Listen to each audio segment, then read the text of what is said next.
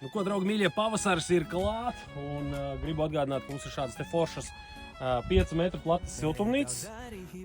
Šīm konkrētajām garums ir 12 metri, un dotajā brīdī mums arī ir, šajā pavasarī mums arī būs diezgan ievērojams atlaides mājaslapā, tā kā droši nākat ciemos, apskatieties ralfhaus.lv.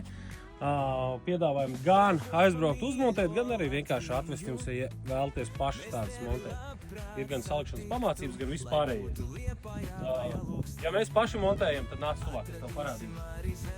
Mēs liekam uz šādiem te kārtīgiem betonētiem pamatiem, kas ir kā atbalsta punktiņi. Tādus mēs liekam ik pa pusotram metram. Tad tālāk jau ankurojam klāt pie šiem te atbalsta punktiem. Un ienāc apsies, kā tam mums īšana. Te ir silti. Te jau viss jau var sākt audzēt, jau visādas jau labumus. Jāzvana saimniecei, lai brauc darboties.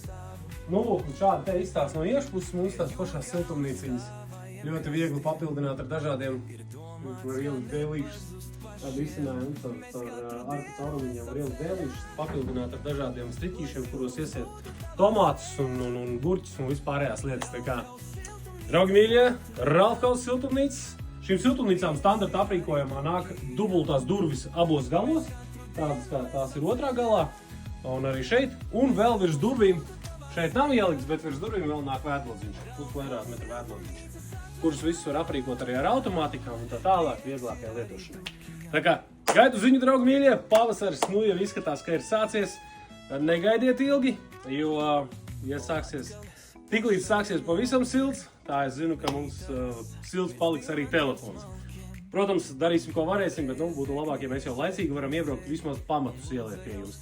Tā kā tā, dodat ziņu, gaidu un ralfhaus.lv. Un vēl viena lieta, šīm siltumnīciņām, kas šeit atrodas Māpelī, jūs varat braukt arī pie manis ciemos viņas apskatīt paši. Un šīm siltumnīcām šogad paliek 9 gadi.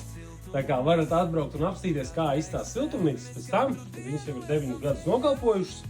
Un šeit nekas neliesim par to, ka kaut kas iet uz beigām vai kaut kas beigt pastāvēt. Tā kā visi laipni gaidīti ciemos. Bet, ja, protams, nav tāda iespēja atbraukt, tad vienkārši uzzvērt. Ok? Labi, čau! Ralfhaus atbrauks un izdarīs.